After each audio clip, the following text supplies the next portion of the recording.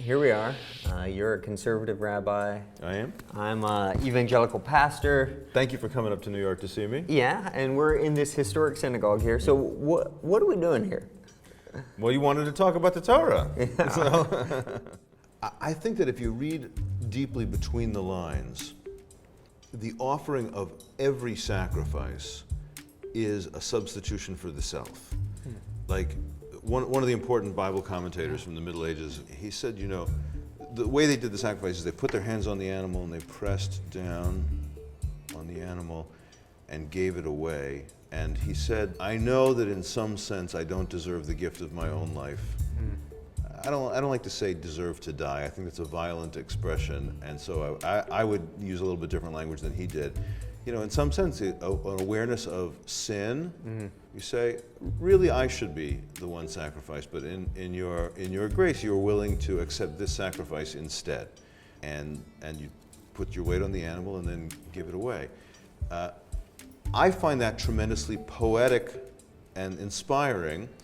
And I don't actually want to go back to the era when we did that in practice. You know, I find that poetic and beautiful, and I think that it's kind of a mistake when contemporary, like, not so Orthodox Jews, like in my community, like, why are we reading about this? I don't want to go back to animal sacrifice. I actually also don't, in practice, want to go back to animal sacrifice, but I want to have the poetry of that idea of gift. I think that gift is really important in religion. So in the Apostle Paul's letter to the Romans, chapter 12, he takes this image, and most scholars think it's referring to the whole burnt offering. So the very first one, I'm not sure what you'd refer to it as, Leviticus 1.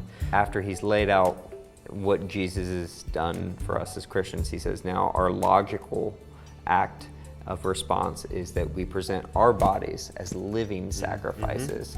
This idea of whole surrender, and most scholars think he's referring to that now we are the animal. We give, all of us is burn up and becomes completely given to God. But it's an active thing. It's a daily thing. It's a will. This is totally beautiful.